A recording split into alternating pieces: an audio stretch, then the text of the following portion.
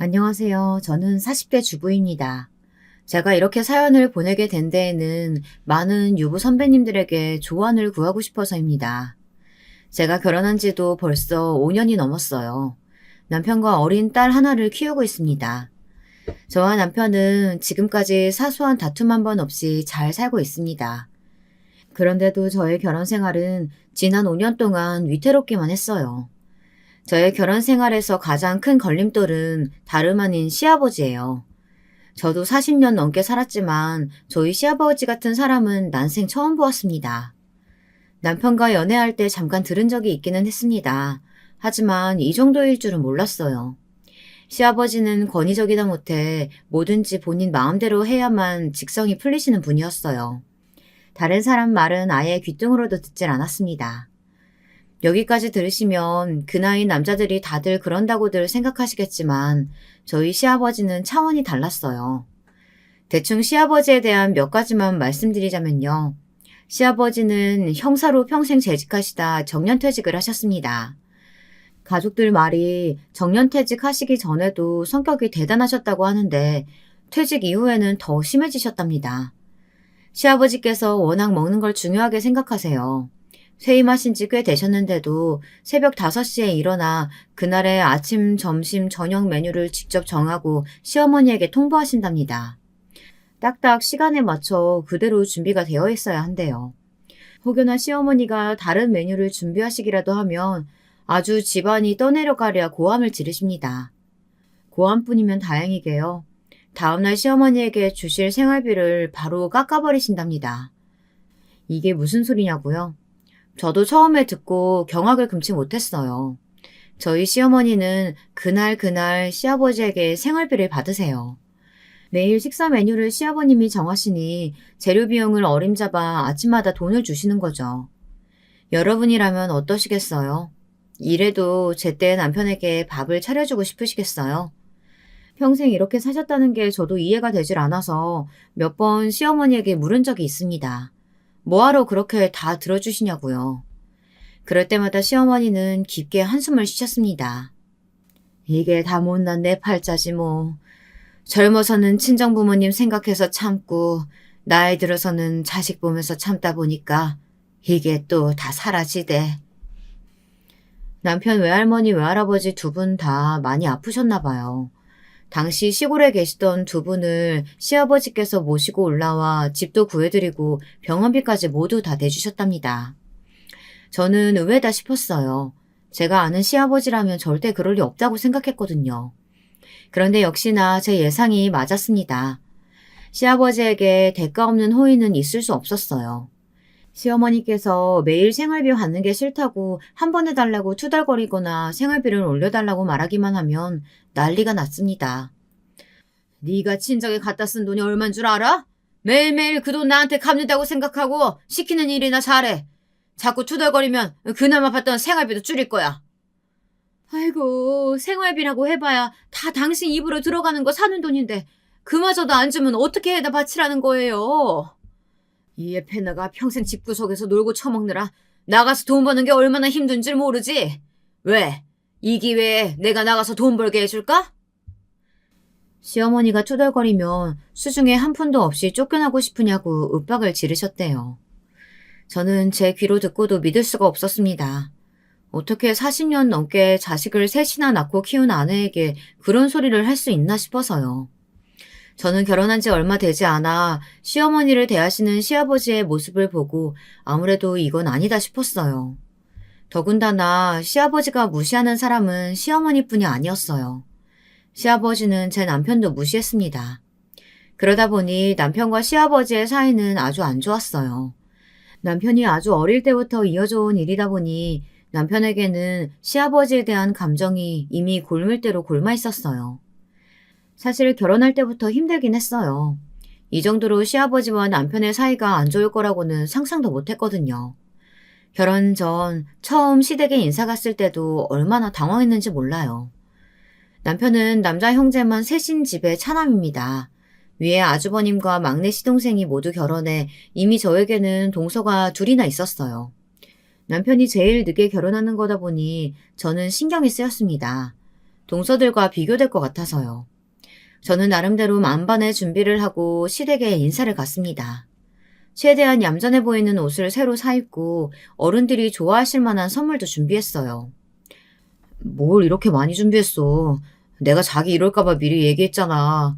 우리 아버지 내 결혼에 전혀 관심 없다고. 오늘은 그냥 의례적으로 인사만 하고 나올 거야.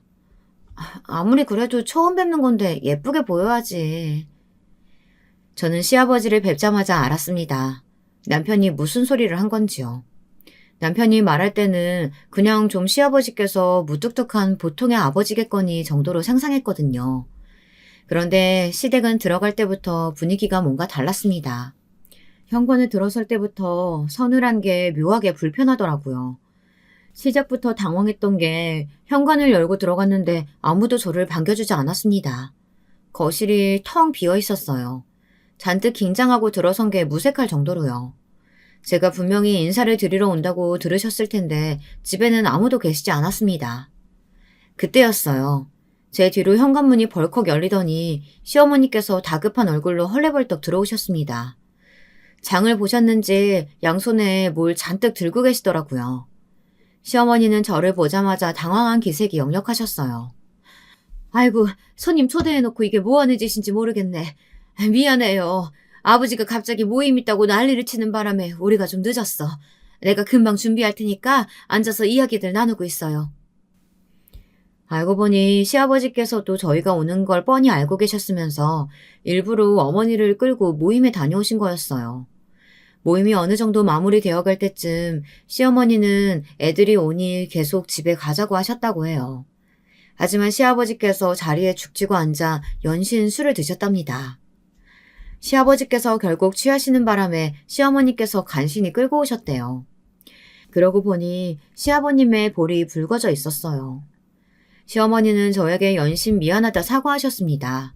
시아버지에게 화를 내시면서요. 시어머니의 잔소리에도 소파에 묵묵하게 앉아 계시던 시아버지는 저를 보고도 아는 체 하지 않으셨어요.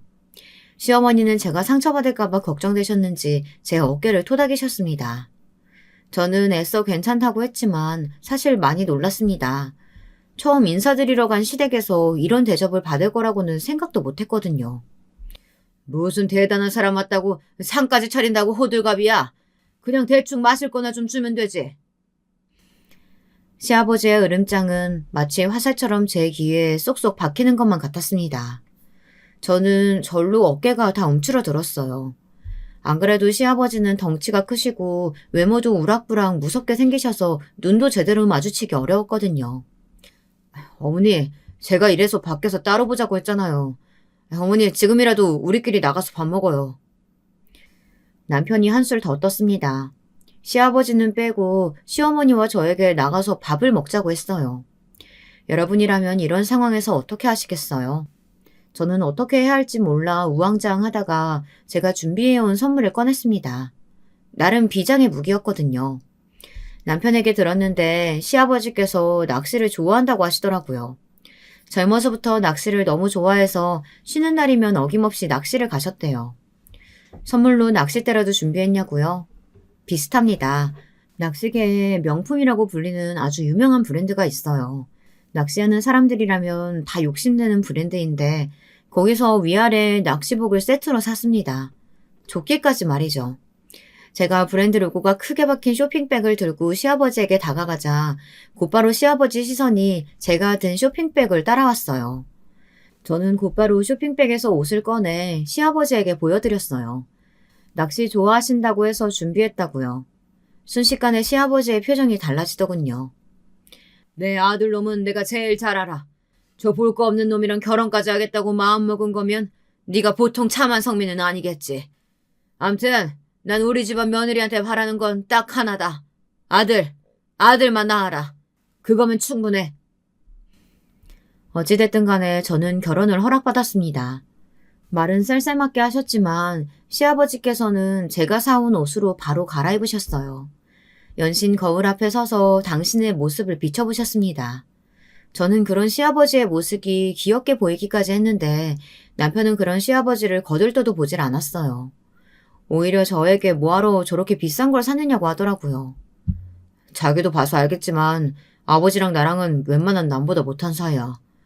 그러니까 자기도 특별히 우리 아버지한테 잘 보이려고 노력할 필요 없어.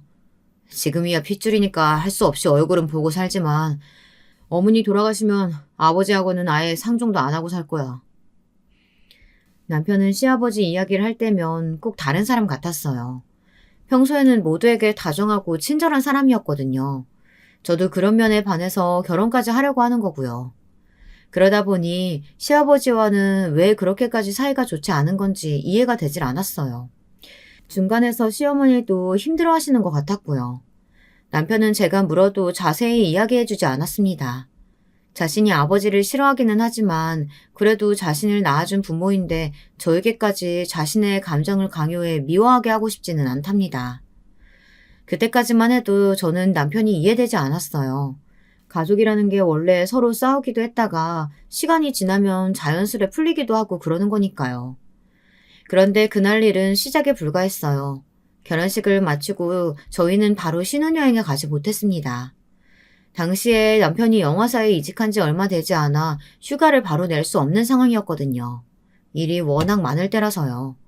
저는 미리부터 알고 있었기 때문에 상관없었습니다. 남편이 영화사로 가게 되었을 때 얼마나 좋아했는지 알기 때문에 저는 남편의 일을 응원해주고 싶었어요. 남편은 그런 저에게 고마워했습니다.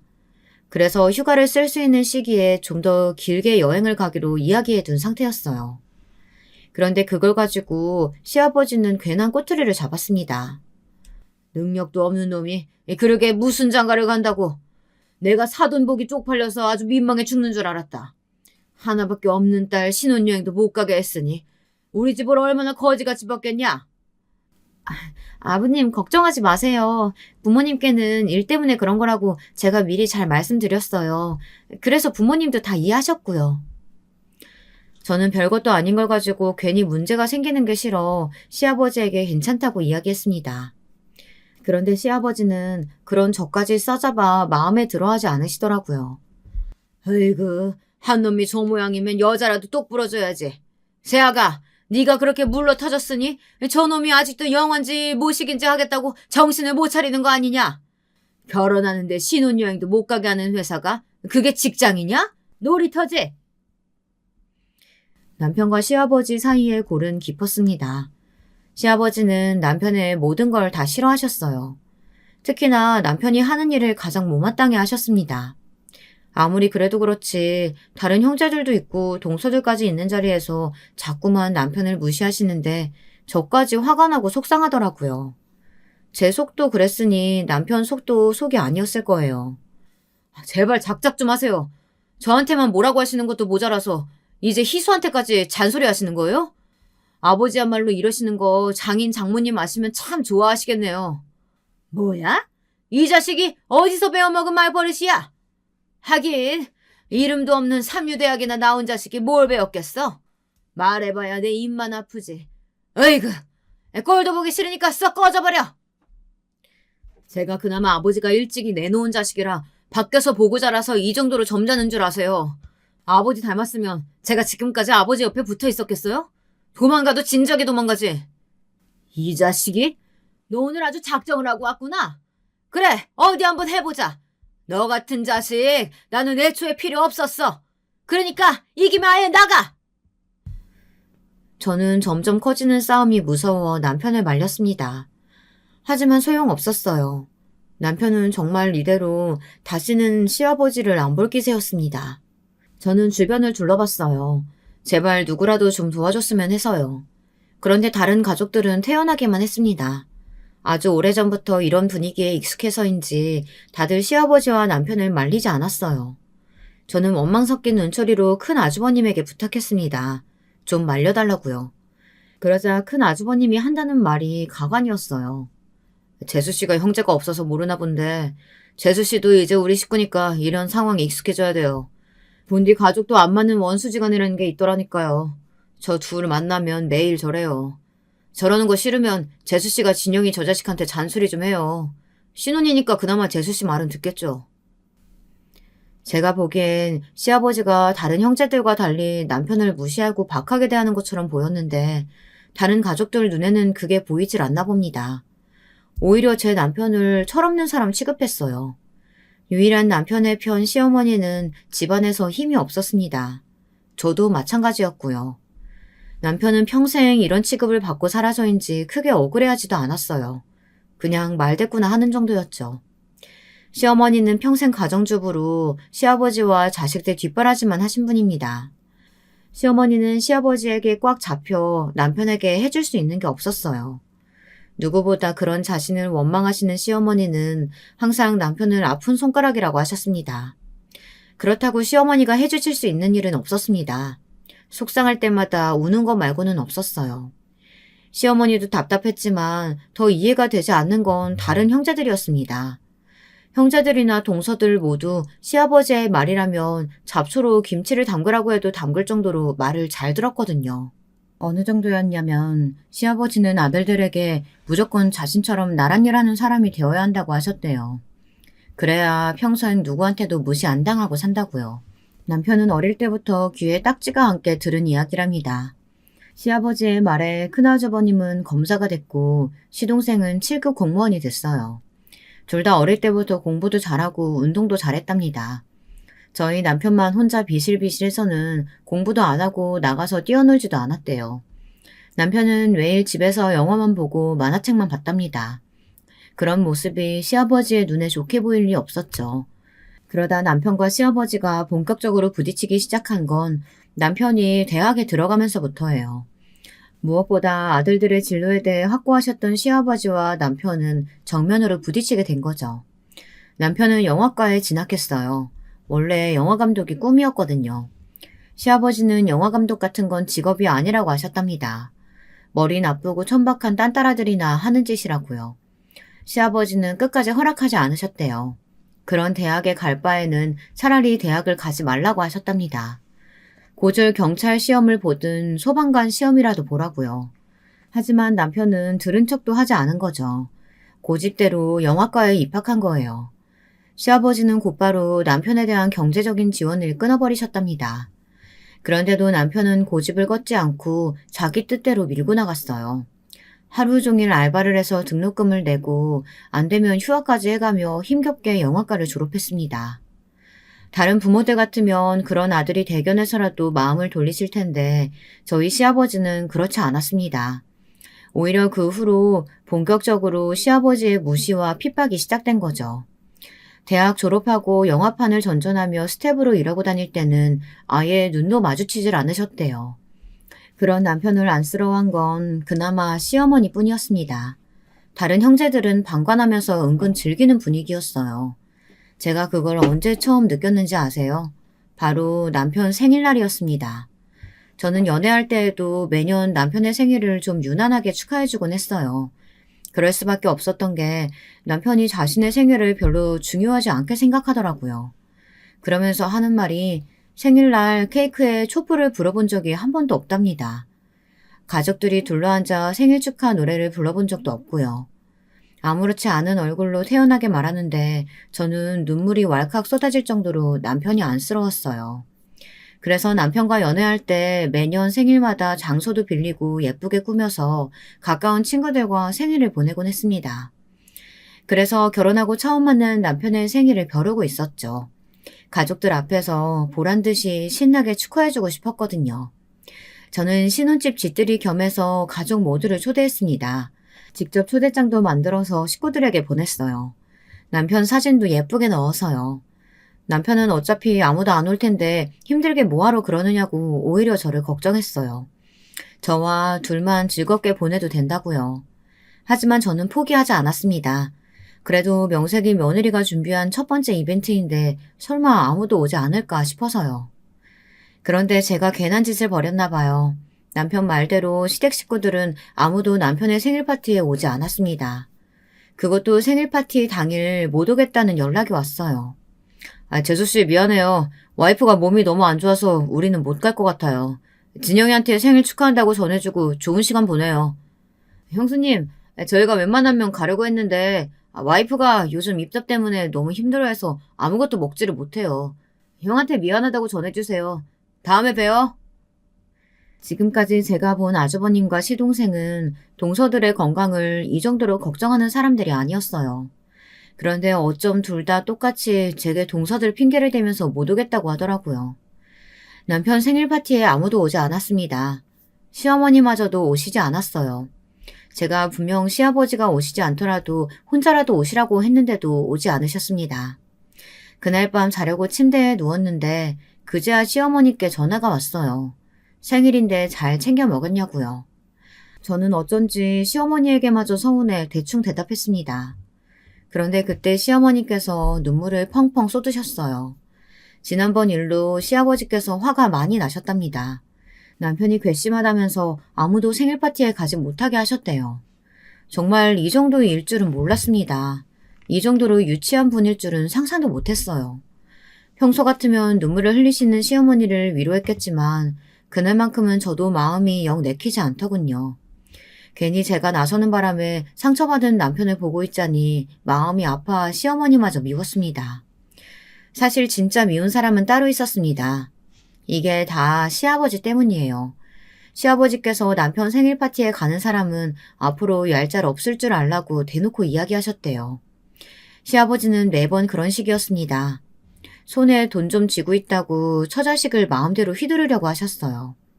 사실 가족들이 시아버지의 말을 거역할 수 없었다는 걸 저도 잘 알고 있어요. 시아버지께서 시어머니를 생활비 가지고 좌지우지 하시는 것만 봐도 알잖아요. 시아버지는 아들들에게도 똑같이 하셨습니다. 큰 아주버님은 검사고 시동생이 공무원이면 뭐예요. 다들 잘 벌어봐야 월급쟁이인데요. 시아버지가 가지고 계신 건물과 땅에 비하면 아무것도 아니었죠. 시아버지가 움켜쥐고 있는 재산이 워낙 많다 보니 욕심이 날 수밖에 없었어요. 그럴 만도 한 게 시아버지께서 워낙 자식들 가지고 비교도 많이 하시고 저울질도 많이 하세요. 저희 부부야 이미 낄 수 없는 판이었지만 큰 아주버님과 시동생 사이의 경쟁은 꽤 치열했습니다. 어떨 때 보면 시아버지가 일부러 싸움을 붙이는 게 아닌가 싶을 정도로 분위기를 몰아가기도 하셨어요. 한 번은 이런 적도 있었습니다. 가족들끼리 모여있는데 시아버지께서 뜬금없이 이상한 소리를 하셨어요. 아무래도 내가 죽으면 우리 검사 아들이 내 제사상 차려줄 테니 강남에 있는 건물은 우리 큰아들한테 주는 게 맞겠지. 항상 누구를 주냐 마냐로 고민하시던 강남 건물을 뜬금없이 큰 아주버님에게 준다는 식으로 이야기를 먼저 꺼내셨어요. 당연하죠. 더군다나 이 집 장손이 누굽니까? 제 아들이잖아요. 자, 우리 아들 꿈이 뭐지? 할아버지처럼 멋진 경찰관이 되고 싶습니다. 아버님, 얘 좀 보세요. 얼굴도 체형도 아버님을 아주 꼭 빼다 박았잖아요. 성격까지 얼마나 비슷한지 검사인 자기 아버지는 재미없고 현장에서 도둑 잡는 할아버지 같은 형사가 멋있고 좋다는 거 있죠? 큰 아주버님과 큰형님은 아주 신이 나서 애까지 앞세웠어요. 그런 상황을 가만히 지켜볼 시동생이 아니었습니다. 형수, 우리랑만 있을 때랑은 말이 너무 다른 거 아니에요? 언제는 내가 우리 아버지 너무 닮아서 걱정이라면서요. 성격까지 닮을까 봐. 어머, 서방님은 내가 언제 그런 소리를 했다고 그래요. 아버님, 저 그런 소리 한 적 없어요. 아버님이 우리한테 강남 건물 준다고 하시니까 서방님이 괜히 샘나서 그러시나 봐요. 형님도 나이가 들긴 드셨나 봐요. 저도 똑똑히 들었는데 그게 벌써 기억이 가물가물하세요? 아버지, 부모 제사를 꼭 장난만 지내라는 법이 세상에 어디 있어요. 그리고 형제 중엔 제가 아버지 제일 많이 닮은 거 잊으셨어요? 얼마나 닮았는지. 제가 아버지랑 입맛이 아예 똑같잖아요. 제가 아버지 좋아하시던 것만 알아서 기깔나게 차려드릴 테니까 아무 걱정하지 마세요. 분위기가 얼마나 살벌한지 제가 주방에서 설거지하다 구경하려고 거실까지 나왔다니까요. 이게 다 무슨 난리인가 싶었어요. 시어머니는 자식들이 재산 때문에 티격태격하는 모습을 보고 있자니 정말 속상하신지 연신 푹푹 한숨을 쉬셨어요. 와중에 시아버지는 아주 신이 나셨더군요. 입이 귀에 걸렸어요. 그래, 우리 막내가 내 입맛 그대로 닮아가지고 입이 고급지긴 하지. 난 죽어서도 절대 먹는 건 포기 못하니까 최고 좋은 제철 식재료만 준비해가지고 내 제사상에 올려라. 알아들었지? 우리 며느리들. 결국은 강남 건물을 누구에게 주겠다고 정확하게 이야기하신 것도 아니었어요. 그냥 당신이 하늘나라 가면 제사상을 똑부러지게 차리라는 무언의 압박이었죠. 시아버지의 말도 안 되는 장단에 맞춰 제사상을 얼마나 기깔나게 잘 차릴 것인지에 대해 늘어놓는 형님과 동서의 이야기를 저는 들어줄 수가 없었습니다. 저는 남은 설거지나 마저 해야겠다 싶어 주방으로 들어가려고 했어요. 그런데 그때 남편이 결국 참지 못하고 또 총대를 메고 악역을 자처하더군요. 와, 개그 콘서트 볼 필요가 없겠어요. 우리 집 돌아가는 꼴이 훨씬 더 웃겨서. 며느리들이 멀쩡하게 살아있는 시아버지 앞에 두고 제사상 이야기나 늘어놓고. 역시 대한민국에서 제일 가는 효자, 효부들 답네요. 남편의 비아냥거리는 소리를 그냥 듣고 넘어갈 시아버지가 아니었습니다. 시아버지는 바로 조금 전까지 좋았던 기분을 망친 남편을 나무라셨습니다.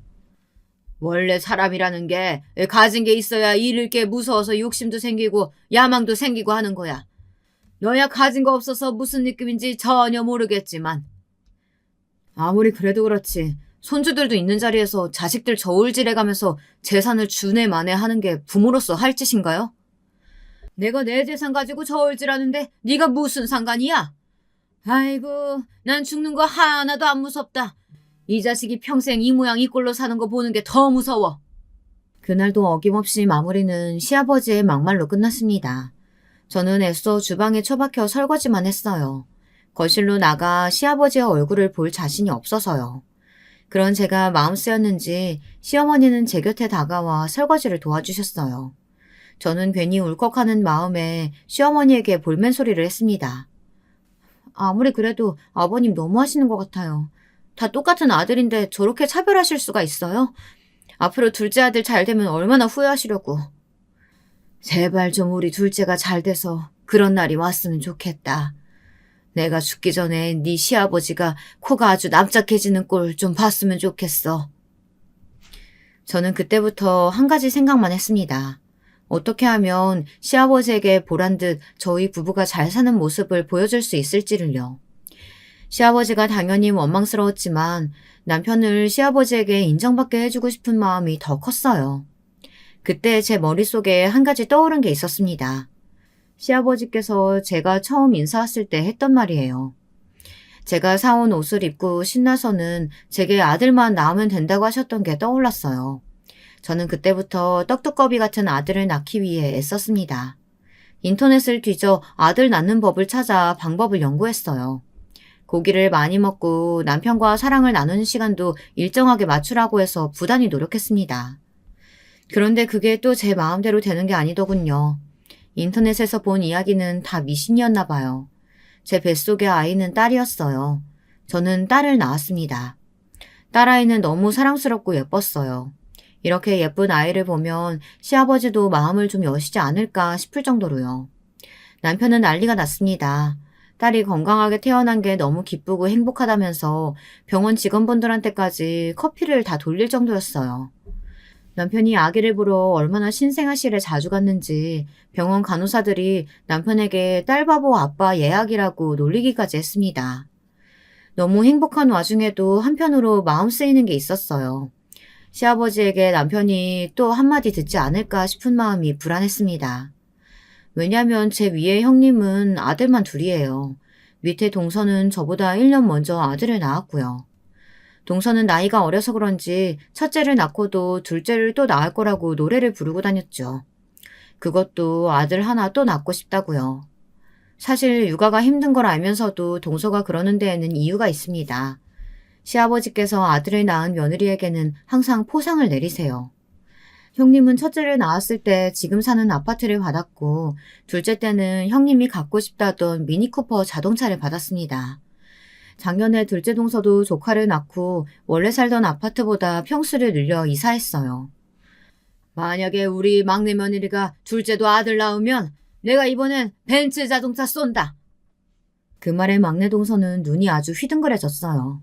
지금이라도 당장 애를 낳으러 갈 눈빛이었죠. 저희 시아버지는 그런 분이셨습니다. 사람을 돈으로 휘두르려고 했어요.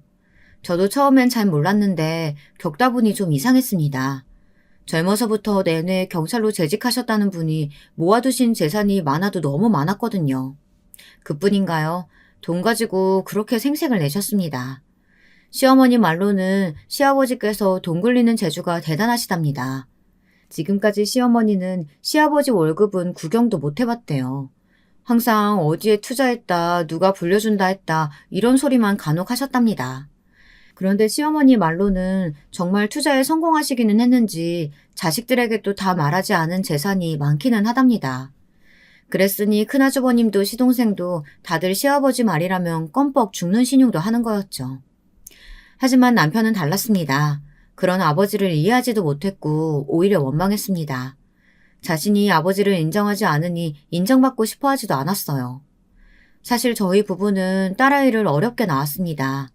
저와 남편 둘 다 나이가 있어서 그런지 아이가 쉽게 생기지 않았거든요. 꾸준히 병원 다니면서 얻게 된 귀한 아이예요. 그래서 사실 둘째는 생각도 없습니다. 첫째를 임신하고 낳기까지 너무 고생스러웠으니까요. 하지만 그런 사정을 알 턱이 없는 시아버지는 가만히 계시지 않았습니다. 나이도 있는데 한 방에 아들 낳으면 얼마나 좋아. 뭐 할 수 없지. 애들 키울 때 빨리 키우는 게 좋아. 아예 지금부터 노력해서 연년생으로 낳아버려라. 제가 딸아이를 낳자마자 병원에 오신 시아버지가 하신 말입니다. 여러분들이라면 이 순간 시아버지에게 뭐라고 말씀하시겠어요? 저는 20시간 넘게 진통을 했어요. 정말 이래서 여자들이 애 낳다가 혼절한다는 말을 하는구나 싶을 정도로 정신이 혼미했습니다. 그런 제 앞에서 저딴 소리를 하시는데 정말 시아버지고 뭐고 간에 지금 당장 나가시라고 소리치고 싶었습니다. 아버지는 오시지 말라니까요. 굳이 오셔서 손주 낳느라 고생한 며느리한테 그딴 소리가 나오세요? 저는 딸아이기 너무 바래서 그런지 너무 좋거든요. 우리는 딸 하나만 귀하게 키울 거니까 다시는 둘째니 연년생이니 그런 소리 하지도 마세요. 으이그 못난 놈. 사내 자식이 뭐 하나 마음에 드는 구석이 하나도 없어. 다른 건 다 부족해도 내가 지금까지 왜 참았는데 떡두꺼비 같은 손주 하나만 낳으라니까 그것도 못해. 너는 앞으로 이 집에서 얄짤 없을 테니까 그런 줄 알아라. 듣던 중 반가운 소리네요. 지금까지 전 아버지 도움받은 거 없어도 잘만 살았어요. 아버지 재산 하나도 필요 없으니까 저한테 간섭이나 좀 하지 마세요. 이제 처자식까지 생긴 놈이 말하는 꼴하지 마라. 그래, 어디 내 도움 없이 네가 사랑구실 하고 사나 보자. 딸아이가 태어난 날까지도 시아버지와 남편은 큰 소리를 내고 시어머니는 또 울었습니다. 정말 저도 이제는 지긋지긋한 지경이었어요. 저도 더는 뭘 어떻게 해야 할지 모르겠더군요. 남편과 시아버지는 제가 노력한다고 해서 좋아질 사이가 아니라는 걸 그제야 알았어요. 만약 제가 아들을 낳았어도 분명 다른 문제가 불거졌을 거예요. 시아버지와 남편이 싸우는 모습을 제 딸아이 앞에서만은 보여주고 싶지 않았습니다. 그래서 저희는 딸아이가 태어난 이후 웬만하면 시댁에 왕래하지 않았어요. 저와 남편 둘 다 일하면서 딸아이 키우느라 정신이 없기도 했고 차라리 시아버지 얼굴 안 보고 지내니 오히려 싸울 일도 없고 마음도 편하더라고요. 그런데 가족이라는 게 원체 안 보고 살 수가 없더군요. 명절도 있고 생신에 집안 행사 등등 끝이 없었습니다. 그러던 어느 날이었어요. 그날은 명절날이었습니다.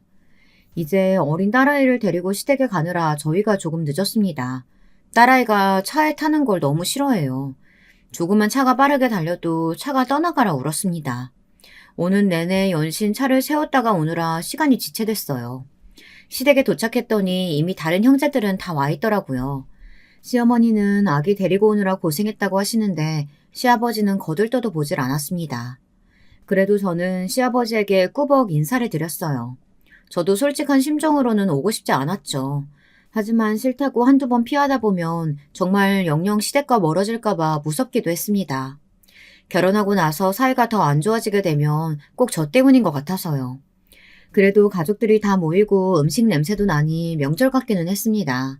마음이 어떻든 다들 모이니 반갑긴 하더라고요. 애들의 어른들까지 많다 보니 집안이 북적북적 시끄러웠습니다. 평화로움도 잠시 또 일이 터졌습니다. 마침 저는 방에서 아기 젖을 물리고 있었는데 그때 시아버지께서 가족들을 모두 부르셨어요. 세배해야 하니 다들 거실로 나오라고요. 저는 한참 젖을 먹던 딸아이를 떼어내고 거실로 나왔습니다.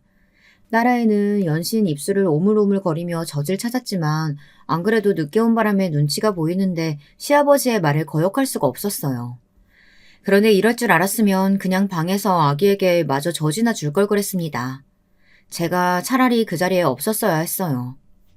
시아버지께서 자식들과 며느리, 손주들에게 줄 봉투를 건네셨습니다. 자, 우리 첫째 아들, 첫째 며느리는 좋은 직장 다니고 열심히 일하면서 귀한 손주까지 둘씩이나 낳아줬으니 각각 100만 원씩 넣었다. 둘째는 손주가 하나니까 50씩. 내년에 하나 더 낳으면 너희도 100으로 올려주마. 시아버지가 직접 한 명 한 명에게 봉투를 건네시며 봉투 안에 든 금액과 왜 그만큼 넣었는지를 상세하게 설명해 주시는데 저는 아주 민망해 죽는 줄 알았습니다. 쥐구멍이 있다면 들어가고 싶었어요. 혹시 저만 봉투를 못 받은 거 아니냐고요? 아니요. 저도 봉투를 받긴 받았습니다. 혹시 여러분들은 제 봉투 안에 얼마가 들었을지 예상되시나요? 두구두구두구. 제 봉투에는 조카들과 똑같이 10만 원이 들어있었습니다. 물론 이 나이에 세뱃돈을 주시는 것도 감사해요. 하지만 아무리 그래도 가족 간에도 선이라는 게 있습니다. 저는 시아버지의 말씀 하나하나에 다 자존심이 상했어요. 둘째, 네가 우리 집에 시집와서 한 게 뭐가 있냐? 그나마 조카들보다 적게 줄 수 없어서 똑같이 넣은 거니까 조카들한테 고마운 줄 알아라. 심지어 남편 봉투는 아예 없었어요. 남편은 시아버지의 도움은 일절 받지 않겠다고 선포까지 했으니 주지 않겠답니다. 저희가 이런 대접을 받을 거라는 걸 예상하지 않은 건 아니에요. 시아버지는 언제나 그러셨으니까요. 저희는 애초에 봉투를 받을 생각도 욕심도 없었습니다. 단지 어떻게 자식에게 이렇게까지 하실 수 있냐는 겁니다. 이건 저희가 괘씸해서 혼내겠다고 하시는 행동이 아니라 그냥 괴롭히시는 거라고밖에는 생각이 들지 않았어요. 더 화가 났던 건 동서의 아들에게는 봉투를 주고 저희 딸에게는 봉투를 주지 않으셨다는 겁니다. 딸은 출가 외인이라 남의 집 자식인데 당신이 돈을 왜 주냐입니다. 저는 정말 너무 놀라서 입이 쩍 벌어졌습니다. 아무리 그래도 어린애를 두고 사람이 어떻게 저럴 수 있나 싶어서요. 그 이후에 어떻게 됐을지 여러분은 혹시 상상되시나요? 저희 남편은 단단히 빡이 쳤습니다. 화가 난 정도가 아니라 정말 얼굴에서 뜨거운 김이 모락모락 올라오는 것 같았어요. 순간 남편은 상상도 못했던 행동을 했습니다. 저도 너무 깜짝 놀랐어요. 글쎄 그 자리에서 상을 뒤집어 버렸어요. 시어머님이 차려놓으신 상을 말이죠.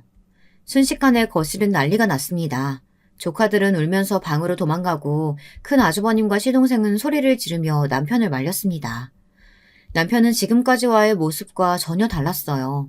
그전에는 시아버지에게 말대꾸하며 싸우는 정도였다면 그날은 참아왔던 것이 모두 다 폭발하며 울분을 토해내는 것만 같았습니다. 정말 다시는 시아버지를 보지 않을 사람처럼요. 저한테 어떻게 하시든 그건 상관없어요.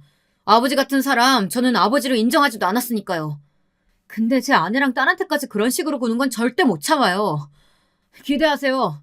제가 아버지가 어떤 사람인지 똑똑히 알려드릴 테니까. 이런 미친 새끼? 네가 돌아도 아주 단단히 돌았구나. 감히 아버지 앞에서 상을 엎어? 이 개같은 놈.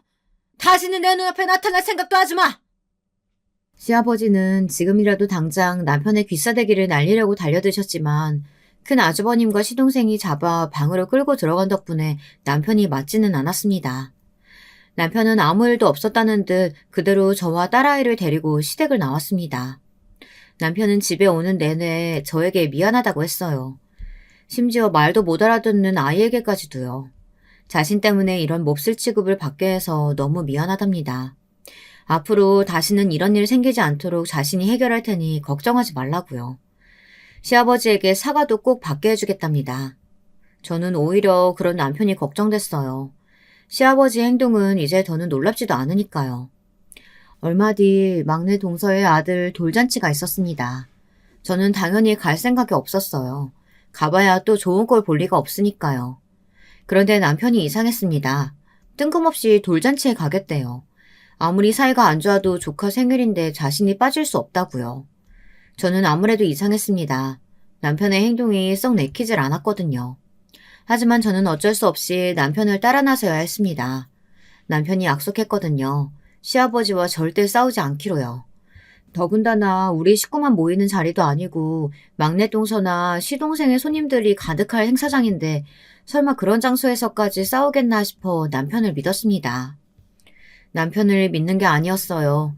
시아버님도 남편도 꼭 그날만 기다린 사람들 같았어요. 시아버지는 내내 저희 부부를 벼르고 계셨는지 저희를 보자마자 인상을 구기시며 한 소리 하셨습니다. 너희가 여길 왜 왔냐고요. 당장 나가라고 소리까지 지르셨어요. 그런데 남편은 태연하게 굴었습니다. 조카 생일인데 삼촌이 당연히 와서 축하를 해줘야 하는 거 아니냐고요. 어울리지 않게 너스레를 떠는 남편의 모습이 역시나 이상했습니다. 저는 남편이 안 하던 행동까지 하니 더 걱정됐어요. 그때였습니다. 돌잔치가 어느 정도 마무리되어 갈 때쯤 시아버지께서 며느리들을 모두 불렀습니다. 이번엔 시아버지의 손에 돈봉투가 아닌 쇼핑백이 들려 있었어요. 명품 로고가 크게 박힌 쇼핑백을요. 저는 순간 저도 모르게 콧방귀가 흘러나왔어요. 시아버지의 손에 들린 쇼핑백은 역시나 2개였거든요.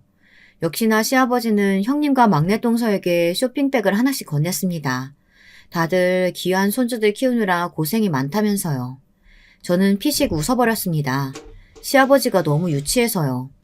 저도 담이 많이 새지기는 했나 봐요. 시아버지가 더는 무섭지가 않더라고요. 시아버지는 굳이 제 곁으로 다가오셨습니다. 그러면서 제게 한마디 하시더군요. 네 동서들은 다 아들 낳았는데 넌 딸만 낳았잖아. 너도 샤넬백 받고 싶으면 잔말마고 아들 하나 더 낳아. 저는 기가 차서 어이가 없었습니다. 저는 시아버지의 눈을 똑똑히 바라보았어요. 그리고 목에 힘을 주고 당당하게 말했습니다. 그럴 생각 없다고요. 눈에 넣어도 아프지 않은 우리 딸 하나만으로도 충분하니 샤넬백은 필요 없다고 말했습니다. 시아버지는 제 말에 얼굴이 금세 달아오르시더니 한 소리 하시려고 시동을 거셨어요. 그런데 그때였습니다. 말도 안 되는 일이 벌어졌어요. 갑자기 남편이 형님과 동서가 들고 있던 쇼핑백을 뺐더니 무대 쪽으로 가지고 올라갔어요. 그러더니 갑자기 라이터를 꺼내 가방에 불을 붙였습니다. 순식간에 가방에 불이 붙더니 활활 타올랐어요. 행사장 안은 난리가 났습니다. 형님과 동서는 깨악 소리를 지르며 남편에게 뭐 하는 짓이냐고 원망스러운 소리를 질러댔어요. 저도 남편의 행동에 당황해 어쩔 줄 모르고 있었는데 남편은 태연하게 벽에 있던 소화기를 가져와 불을 껐습니다. 사방은 하얀 연기로 자욱했어요. 마이크 테스트. 여러분 많이 놀라셨죠? 죄송합니다. 제 첫 번째 이벤트가 너무 강했네요. 불은 꺼졌으니 걱정하지 마시고요. 잠깐 저에게 집중해 주시겠어요? 남편은 태연하게 사회자가 들고 있던 마이크를 받아들었습니다. 사람들은 우왕좌왕 시끄러웠어요. 아이고 아버지 너무 하시는 거 아니에요? 집안에 엄연히 며느리가 셋인데 한 명만 빼고 둘한테만 샤넬백 사주는 못된 시아버지가 세상에 어디 있어요. 너 이 자식 당장 안 내려와? 이게 감히 누구 망신을 시켜? 행사장 안에는 시아버지의 손님도 많았어요. 시아버지께서 경찰 공무원이셨잖아요. 당시에 함께 근무했던 선후배들이 굉장히 많이 와 있었습니다. 그러다 보니 누구보다 다급한 얼굴로 자리에서 일어나신 시아버지께서 황급히 남편에게 내려오라고 소리를 질렀어요. 그런데도 남편은 아랑곳하지 않았습니다. 내려가긴 어딜 내려가요. 지금부터가 시작인데. 자, 여러분 오래 기다리셨습니다. 마지막 순서로 이 행사의 하이라이트. 바로 제가 만든 영화 한 편 상영해 드릴 테니까 꼭 끝까지 시청해 주세요. 남편은 손에 들고 있던 리모컨을 눌렀습니다. 그러자 조금 전까지 조카의 귀여운 동영상이 흘러나오던 모니터에서 이상한 영상 하나가 재생됐어요. 제목은 비열한 형사 아버지였습니다. 남편이 만든 영상이었어요. 마치 그것이 알고 싶다 같은 프로 같았습니다. 그 영상은 다름 아닌 시아버지를 고발하는 영상이었어요. 알고 보니 시아버지께서 형사 시절에 비리 형사였더군요. 그 사실을 가족 중 유일하게 남편만 알고 있었고요. 영상에는 남편이 직접 인터뷰한 내용이 나와 있었습니다. 시아버지가 뇌물을 요구해서 뇌물을 줬는데도 억울하게 옥살이를 한 사람부터 매달 상납하듯 시아버지에게 뇌물을 준 노래방이나 술집 업주들까지 있었습니다. 지금은 다들 원래 하던 일을 그만두고 다른 일을 하고 있었지만 그때 일만 생각하면 이가 갈린답니다. 시아버지가 얼마나 악독하게 뇌물을 뜯어가는지 그 금액이 어마어마했다고요. 그랬습니다. 시아버지는 젊어서부터 아주 돈독이 오른 사람이었어요. 그 돈으로 재산을 불린 거였습니다. 자, 보세요. 여기 계신 여러분들이 존경하고 믿었던 저희 아버지가 바로 이런 비열한 형사였습니다. 여기 계신 분들까지 싸잡아 다 욕먹게 할 그런 인간이라고요. 너 지금 뭐 하는 거야? 아! 저거 다 거짓말이야! 시아버지는 화면을 온몸으로 가리려고 발버둥 치시다가 잘 안 되자 곧바로 남편을 잡으려고 달려드셨어요. 남편은 이제 옛날의 어린 아들이 아니었습니다. 남편은 자신의 얼굴을 갈기려던 시아버지의 팔을 덥석 붙잡았어요. 그리고 어린 시절 자신의 눈으로 똑똑히 보았던 일에 대해 시아버지에게 이야기했습니다. 내가 고등학교 때 친구들이랑 땡땡이 치고 시내에 영화 보러 나왔는데 거기서 아버지 봤어요. 골목길에 노래방 점주들 다 모아놓고 무슨 빚쟁이처럼 돈 봉투 걷어가는 거. 내가 그때 친구들 앞에서 얼마나 쪽팔렸는 줄 아세요? 나한테는 아무리 무섭고 엄한 아버지라도 밖에서는 정의롭고 좋은 경찰인 줄 알았다고요. 남편은 목청껏 울부짖었습니다. 그리고 다시 한번 말했어요. 지금까지 누구에게도 그때 일에 대해 사실대로 이야기하지 않은 건 가족들 앞에서만이라도 시아버지의 명예를 지켜드리기 위해 자신도 공범이 된 거라고요. 처자식을 위해 어쩔 수 없이 선택을 하신 걸 거라고 이해해 보려고 했다고요. 하지만 더는 그럴 수 없답니다. 시아버지는 그럴 자격이 없다네요. 순식간에 돌잔치의 장이 쑥대밭이 됐습니다. 경찰 선후배 관계자들이 시아버지에게 욕을 퍼부었고 험한 말들이 오고 갔습니다. 지금까지 40년 평생 경찰이었다는 자부심 하나로 살아오셨던 시아버지의 인생이 산산이 파멸의 길로 가는 순간이었어요. 가족들도 난리가 났습니다. 막내 동서 친정 식구들의 직장 동료들까지 있는 자리에서 망신을 당했으니까요. 가족들도 시아버지의 지인들도 모두 다 시아버지에게서 등을 돌렸습니다. 그때 이후 어떻게 됐냐고요? 일은 거기서 끝나지 않았습니다. 남편은 그 영상을 방송국에 제보하겠다고 지금 난리도 아닙니다. 이미 지난 일이고 퇴직을 했더라도 절대 그냥 넘어갈 일이 아니라면서요. 꼭 시아버지에게 죗값을 받게 하겠답니다. 그 일로 집안은 아주 쑥대밭이 됐어요. 큰 아주버님은 검사에다가 시동생은 구청 7급 공무원이잖아요. 시아버지의 일이 밝혀지면 행여나 본인들에게까지 피해가 갈까 두려워 아예 시아버지를 손절했답니다. 시아버지에게 받은 걸 다 토해내겠답니다. 반면 시어머니는 매일 저희 집에 찾아와 애원하세요. 제발 방송국에 보내는 것만은 하지 말라고요. 저도 그런 시어머니를 보는 게 마음 아파 지금도 남편에게 조금만 더 생각해보자고 하는 중입니다. 물론 남편은 제가 아무리 뭐라고 해도 자기가 하고 싶은 대로 할 사람이에요. 그리고 사실 저도 시아버지가 잘못한 일에 대해서는 죗값을 받아야 한다고 생각합니다.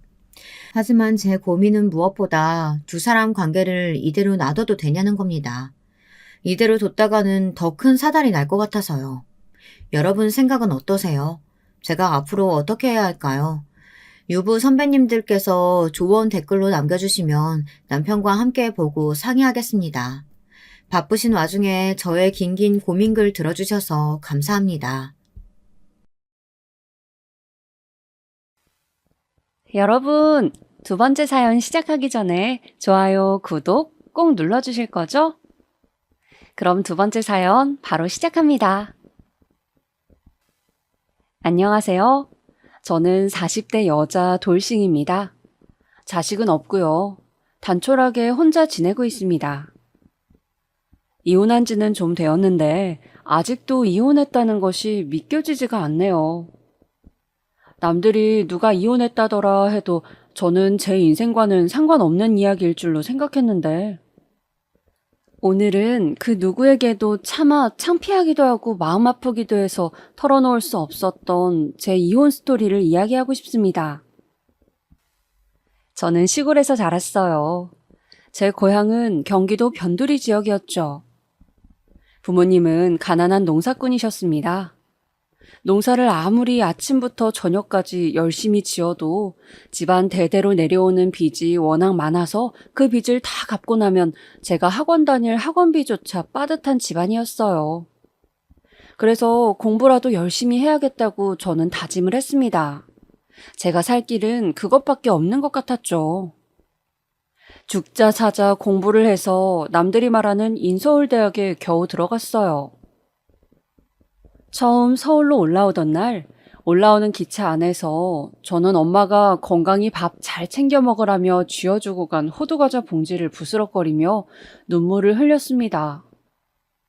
그때 왜 그렇게 울었는지 지금 생각해도 잘 모르겠는데 아마 새로운 대학 생활에 대한 두려움과 서울살이에 대한 무서움이 컸던 것 같아요. 그렇게 서울로 올라와 대학교 기숙사 생활을 시작하면서 저의 본격적인 서울살이가 시작됩니다. 서울은 참 신기한 도시였어요. 사람들은 많았고 항상 바빴고 저는 정신이 없었어요. 지하철도 너무 신기했고 뉴스에서만 보던 그런 명동 같은 동네 구경도 너무 재미있었어요. 저는 대학을 다니면서 생활비를 벌어야 했기 때문에 대학교 1학년부터 과외를 시작했죠. 과외를 다니면서 부자 동네를 많이 가보게 되었는데 평창동이 가장 기억에 남았어요. 버스로 꼬불꼬불 올라가면 나오는 고급스러운 단독주택들과 그 안에 사는 사람들. 뭔가 저와는 다른 세상 사람들 같았죠. 저는 그렇게 과외를 하면서 근근히 제가 쓸 용돈을 벌고 등록금은 학자금 대출을 받아 해결하였습니다. 이 집 저 집 돌아다니며 무거운 책가방을 떠메고 버스를 기다릴 때 겨울에는 추위에 동동거리고 여름에는 더위에 지쳐 있었어요. 배가 고프면 김밥집이나 편의점에서 김밥이나 라면을 사 먹고 항상 무거운 가방 때문에 허리 통증에 시달리며 하도 걸어 다녀서 신발은 밑창이 수시로 닳았죠. 하루하루 바쁘니까 별 생각이 없다가도 문득 그런 내 신세가 서러워지는 그런 저녁들이 있었어요. 힘든 하루의 끝에 축 처진 몸을 끌면서 기숙사로 향할 때면 어디선가 김치찌개 냄새나 고등어 굽는 냄새가 났죠. 그러면 고향에 계신 엄마가 해주던 김치찌개가 너무 그립고 엄마가 보고 싶었어요. 무슨 부귀 영화를 누리려고 서울까지 와서 내가 이러고 고생을 하고 있나 그런 마음이 들었죠. 겨우 마음을 추스르고 기숙사로 돌아와 편의점 도시락이나 라면을 먹을 때면 서러움이 밀려와 혼자 눈물을 흘리기도 했죠. 타지 생활의 외로움이라는 게 생각보다 만만치가 않았습니다. 제가 다니던 대학은 신촌에 있는 유명한 학교여서 부자인 친구들이 많았어요. 다들 방학이 되면 어학연수를 간다, 유럽 배낭여행을 간다, 제잘제잘 계획들을 떠들어댔죠. 저는 그런 친구들 사이에서 조용하고 말이 없는 애로 통했어요.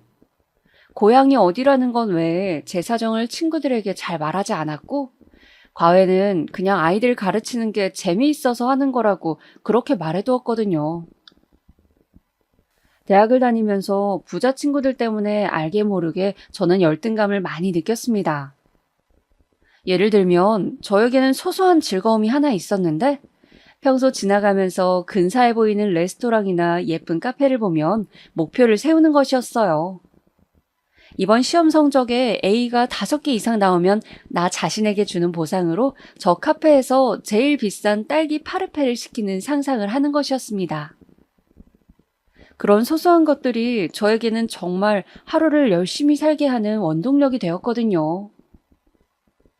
그런데 친한 대학 친구였던 주은이에게 그 이야기를 했더니 주은이가 웃으며 말하는 것이었어요. 그냥 오늘 같이 가보자. 거기 초코파르페도 맛있던데? 딸기도 먹어봐야겠네? 왜 꼭 시험 끝나고 가는 거야? 그러니까 주은이는 제가 돈이 그 정도로 없다는 것과 파르페를 사 먹기 위해서는 한 달에 한 번 정도 큰 마음을 먹어야 한다는 것을 이해하지 못했어요. 주은이는 마음만 먹으면 하루에 2~3번도 그 카페에 갈 수 있을 만큼 큰 돈을 용돈으로 받고 있는 부잣집 딸이었으니까요. 저는 그런 일들로 주눅이 들 때마다 몰래 알바를 뛰면서 친구들이 사 입는 브랜드 옷을 한두 벌 사기도 하고 친구들 보기에 비슷해 보이고 싶어서 약속이 있는 날에는 제 기준에서 진짜 큰 돈을 쓰기도 했습니다. 그리고 절대 제가 가난하다는 사실을 말하지 않았어요. 그리고 친구들이 집안 이야기를 할 때면 저도 질세라 우리 아빠는 호텔 사장이라는 둥 골프장을 운영하신다는 등의 말을 은근슬쩍 했습니다. 친구들이 어느 호텔이냐고 물으면 그저 그런 사적인 것까진 좀 밝히기 부담스럽다며 선을 그었죠. 부자인 친구들을 보면서 그렇게 있어 보이고 싶고 시골 출신인 걸 들키기 싫어 노력을 하다 보니 자연스럽게 저는 제가 만든 제 집안 배경이 진짜인 것처럼 어느새 제 거짓말에 도취되어 갔어요. 부모님은 호텔을 운영하셨지만 이젠 전문 경영인에게 맡기고 농촌에서 텃밭을 일구며 사시는 부자지만 마음은 소박한 상류층이 되어 있었고, 저는 부자지만 소탈하게 기숙사 생활도 하고 과외도 하는 개념 있는 사람이 되어갔죠. 과 내에서 그렇게 소문이 나기 시작하니 제 이미지는 그렇게 굳어졌습니다. 저도 그게 싫지 않았어요. 어차피 대학 졸업하고 취직하면 이 애들과 연락을 끊으면 될 일이라고 단순하게 생각했죠. 그리고 저는 취업 준비를 하고 회사에 취직을 하게 되었습니다. 제가 취직한 회사는 은행이었습니다. 저는 은행에 입사하면서 사내 연애를 하게 되었어요. 저와 같이 입사한 입사 동기 중에 잘 웃는 저보다 2살 많은 오빠가 있었는데 저는 그 웃는 얼굴에 홀딱 반해 먼저 용감하게 대시를 했고 연애를 하게 되었습니다. 연애를 하게 된 지 얼마 되지 않아 남친은 자신은 어서 결혼을 해서 가정을 꾸리고 싶다고 부모님께 저를 소개하고 싶다고 했습니다. 저는 잔뜩 긴장한 채로 그 사람의 부모님을 만나러 갔죠. 남친이 예약해뒀다는 한정식 집에서 오빠의 부모님을 처음 뵙게 되었어요. 그날만큼은 맨날 입고 다니던 면 티셔츠와 검정 바지를 입으면 안 될 것 같아서 연회색 원피스를 입고 핸드백도 들고 식당으로 갔습니다. 오빠의 가족분들은 먼저 와 계시더군요. 뭔가 세련된 인상이셨고 특히 오빠의 어머님은 아주 세련된 미인이시더군요. 그리고 그 자리에 오빠의 누나들도 함께 와 있었습니다. 누나들의 얼굴은 소위 말하는 강남 미인도에 나올 것 같은 성형외과 모델 같은 얼굴이었어요. 원래도 못생긴 얼굴은 아니었을 것 같은데 손을 많이 댄 모습이었습니다. 오빠는 누나가 둘의 형이 하나인 완전 막둥이였어요. 안녕하세요. 저는 김정연이라고 합니다. 저는 그분들에게 다가가서 수줍게 인사를 드렸습니다.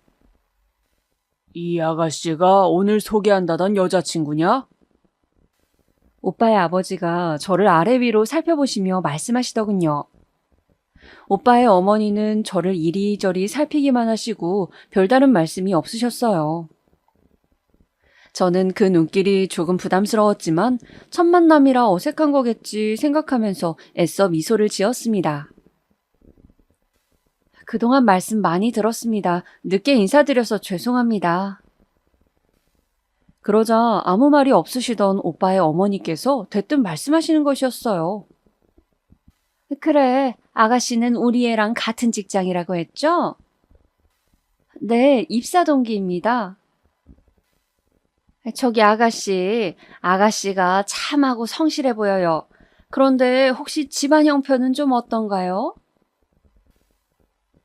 저희 집은 그냥 시골에서 텃밭 일구며 사시는 부모님이 계십니다.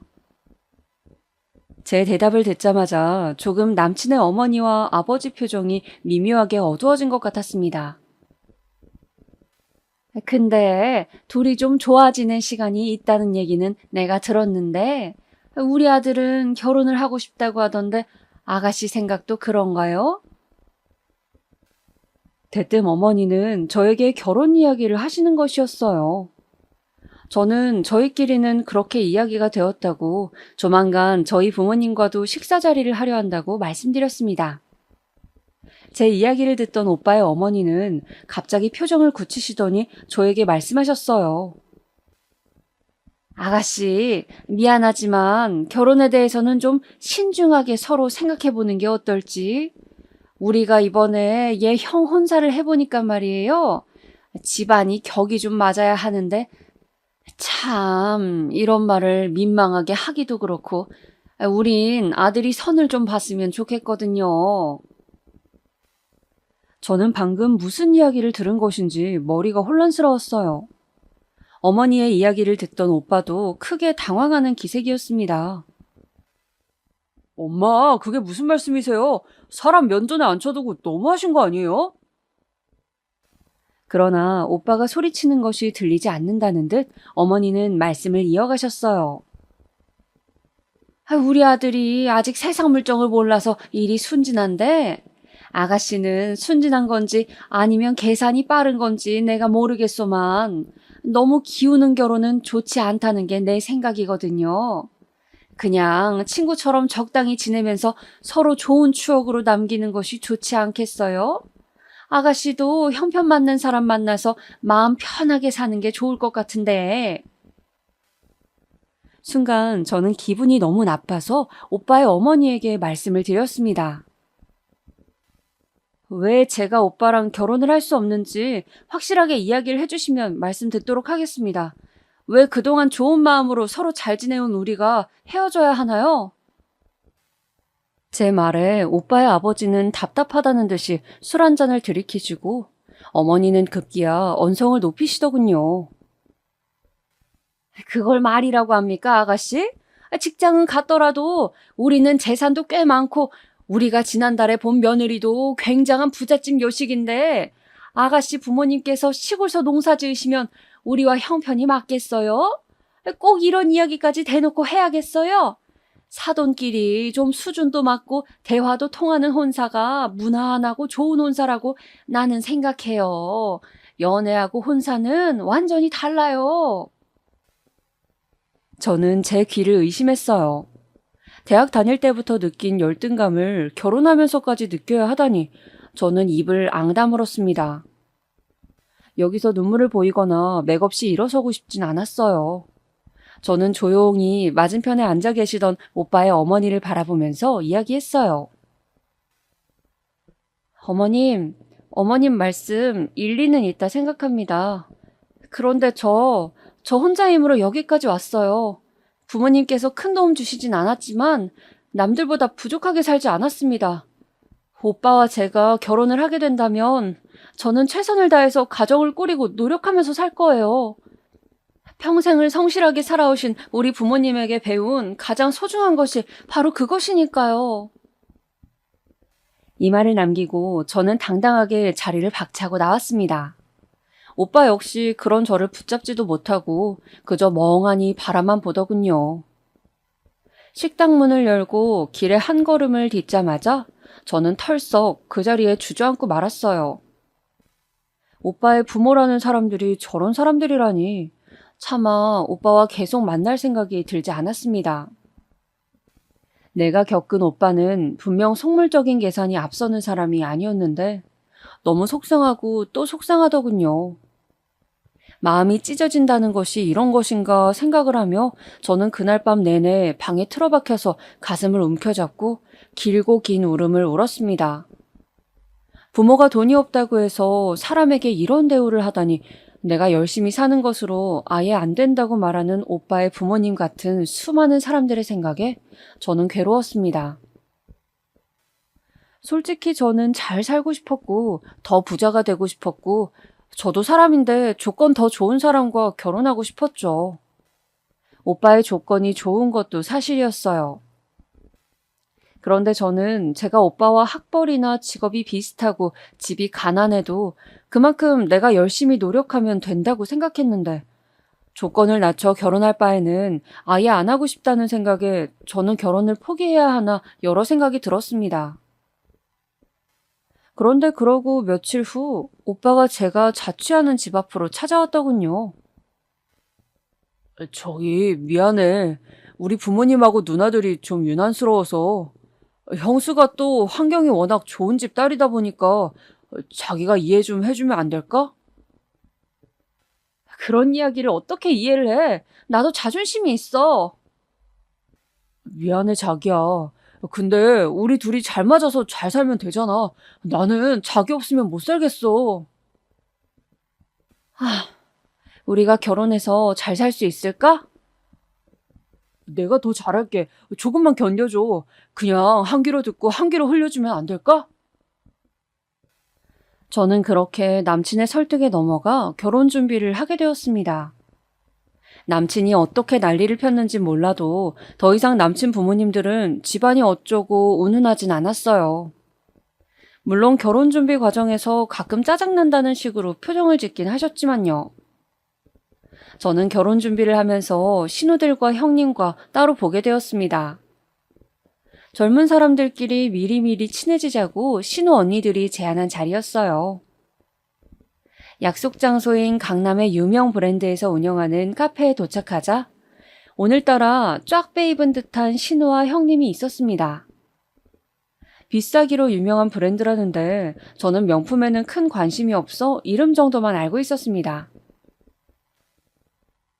이 카페가 그렇게 예약이 어렵다며? 어떻게 예약했어? 어머, 우리 올케는 어쩜 이렇게 센스가 있어? 이런 데를 예약하고. 아이, 뭘요, 언니들. 원칙상 신우에게 형님이라고 부르는 것이 맞지만 남편의 형의 와이프, 그러니까 형수님은 그들에게 언니, 언니 하면서 살갑게 굴고 있었어요. 저는 딱히 살갑게 굴고 싶지도 않아 그냥 세 분 다 형님이라고 불렀습니다. 큰형님, 둘째 형님, 셋째 형님 이렇게요. 워낙 옷이 없는 저라 저는 그냥 단정한 검정 정장 바지에 흰색 블라우스를 입고 있었어요. 그리고 동대문에서 산 가죽 가방을 메고 있었습니다. 막내 올케, 그 가방 디자인 이 브랜드 거네? 아, 네? 여기 브랜드 디자인이잖아. 근데 딱 보니까 짝퉁이네. 에휴, 여기 오는데 차라리 에코백을 들고 오지 민망하게. 얼른 등 뒤로 감춰, 가방. 아, 네, 제가 명품 이런 걸 잘 몰라서 여기 디자인인 줄 몰랐어요. 저는 순간 얼굴이 확 붉어졌습니다. 그냥 보세 가게에서 가방 디자인을 고를 때 있길래 그냥 시중에 많이 보이는 모양의 가방이라고만 생각했는데 이 브랜드 모양이었다니. 그들은 제가 얼굴을 붉히고 말이 없자 자기들끼리 제잘제잘 수다를 떨기 시작했습니다. 주제는 무궁무진했어요. 무슨 마사지가 어쩌고 명품 브랜드 부티크에 잘 봐주는 직원을 연결해달라는 둥 그야말로 돈 쓰는 이야기밖에 없었죠. 한참을 자기들끼리 이야기를 하기에 저는 끼어들 말도 없고 해서 그냥 웃으며 고개만 끄덕거리며 핸드폰을 보고 있었는데 갑자기 손윗동서가 저에게 말을 시키는 것이었어요. 근데 신촌에 그 대학 나왔다면서요? 아, 네. 혹시 무슨 과예요? 아, 저는 경영학과인데요. 아, 그렇구나. 내 친한 친구도 거기 경영 나왔는데 서로 알 수도 있겠네요. 아, 근데 경영에 하도 인원이 많아서요. 저는 휴학도 한 번 했었고 모를 수도 있어요. 저는 굳이 여기서 아는 사람 연결되어 봤자 별로 안 좋을 것 같아 과 생활 거의 안 했다고 둘러댔어요. 그리고 앞으로는 신우들과 형님과 대화를 할 때는 최소한으로 말하고 나는 그냥 내 할 일만 해야겠다고 다짐했죠. 결혼식을 올리고 신혼여행을 다녀왔습니다. 한 번 만나고 말 줄 알았던 새 여자는 자꾸 저에게 만나자고 제안을 해왔어요. 저는 신우들과 형님을 만나는 것이 달갑지 않았지만 한편 남편 말대로 결혼 생활은 어차피 남편과 나 둘이 중심이 되는 것이지 시댁과의 관계는 적당히 얼굴 붉히지 않을 정도로만 지내면 되는 것이니까 적당히 처신을 잘하자고 생각했습니다. 거의 한 달에 한 번 정도는 꼬박꼬박 신우들과 손윗동서를 만나게 되었는데 그럴 때마다 저는 신우와 형님의 사치에 질려버렸어요. 한 번 만나면 어찌나 돈을 물쓰듯이 쓰는지 거의 제 한 달 용돈을 다 쓰고 오는 기분이었습니다. 거의 모든 스케줄 계획은 부잣집 딸인 형님이 짰는데 일단 명품관이 많은 백화점이 무조건 근처에 있어야 했고 백화점 오픈 시간에 맞춰 기다리고 있다가 명품 매장에 대기를 걸고 반나절은 거기서 오늘은 목걸이를 본다, 오늘은 가방을 본다 하면서 시간을 보내는 것이었습니다. 한 번은 둘째 신우가 꼭 사고 싶은 목걸이가 있다며 클로버 모양으로 유명한 목걸이 브랜드 매장에 갔어요. 그런데 신우가 사고 싶다는 모바일 홈페이지에서 봤다는 목걸이 모델이 다 팔리고 없다는 것이었습니다. 그러면 그냥 나오면 될 것을. 신우는 매장에서 이것 보여달라, 저것도 자개냐, 저거 색깔도 괜찮네 하며 쓸데없이 시간을 끌고, 형님은 가지고 있는 그 브랜드 목걸이를 굳이 가져가서 세척을 해달라. 형님이 가지고 있는 목걸이 가격을 본 첫째 신우가 그 목걸이 나 한 번만 빌려달라고 하면서 또 형님을 역시 부잣집 딸이라고 추켜 세우고, 말 그대로 속물 대환장 파티였습니다. 저는 물론 그 브랜드에서 파는 몇백만 원짜리 목걸이를 다 살 수 있는 재력이 있는 사람은 아니지만 그냥 신우들과 형님이 왜 그렇게 눈에 보이는 것에 환장을 하는지 이해가 안 되었습니다. 그래봤자 그냥 목걸이 아닌가요? 자기 형편에서 예쁘게 잘하고 다닐 수 있을 정도로 소비하고 살면 그만인 건데. 그렇게 쇼핑을 하고 나서 커피숍에 가서 앉으면 또 골프가 어쩌고 회원권이 어쩌고 온통 부자들의 삶 이야기로 수다를 떱니다. 그런 대화가 당장 신우들을 부자로 만들어주는 것이 아닌데도 노처녀 신우들은 뭔가 그렇게 세계를 잘 알고 있으면 자신들에게도 부자와 결혼할 수 있는 기회가 올 수 있다고 믿는 것 같았어요. 그리고 강남에서 나고 자랐다는 형님은 그런 부분을 이용해 자신을 우러러보는 신우들의 그 눈빛을 즐기고 있는 것 같았죠. 막내 올케, 진짜 부자 본 적 없지? 부자들도 레벨이 있단 말이야. 부자들의 재산 수준에 따라서 누리는 문화가 얼마나 다른지 알아? 우리가 영화관 가고 뮤지컬 보고 그런 걸 문화라고 생각할 때 말이야. 그 사람들은 회원권을 산다고. 멋 모르는 일반 서민들은 비싼 가방이나 푼돈 모아서 할부로 사면서 내가 명품 걸쳤네, 나도 이 정도면 잘 사는 거 아닐까 생각하지만 말이야. 진짜 부자들은 어차피 그런 가방이나 옷 같은 것들은 그냥 일상적으로 우리가 10,000원, 20,000원짜리 편하게 사듯이 시즌별로 사서 걸치는 것이고 회원권을 산다고. 잘하시네요, 형님. 저도 어릴 때부터 강남에서 그런 사람들 많이 봤어요. 알면 알수록 상상 초월이더라고요. 세금 공제가 되니까 자동차도 진짜 시즌별로 외제차로 바꾸고 주로 회원권이나 그림 같은 걸 일상적으로 사는데 그런 게 보면 볼수록 입이 떡 벌어지더라고요. 제 친구 중에 진짜 사업 대박난 남편 있는 애가 있는데 걔는 퍼스널 쇼퍼 불러서 편안하게 거의 누워서 쇼핑한다니까요. 골프 같은 것도 너무 대중화돼서 요즘은 뭐 다 치잖아. 그런 사람들은 일단 개나 소나 하는 건 싫어하더라고. 부자들은 진짜 아무 옷이나 입어도 태가 달라. 얼굴에서 빛이 난다니까. 막내 올케는 이런 세계는 듣도 보도 못했겠지? 뭐 어차피 관심도 없지. 네. 저는 그런 건 잘 몰라서요. 그리고 돈이라는 것은 버는 것도 중요하지만 얼마나 소신 있게 쓰는지가 중요하다고 저는 생각하거든요. 그래. 저게 바로 없는 사람들이 자존심 세우느라고 하는 소리야. 꼭 무슨 소신이 있어서 청렴하게 사는 양 저렇게 말을 해요.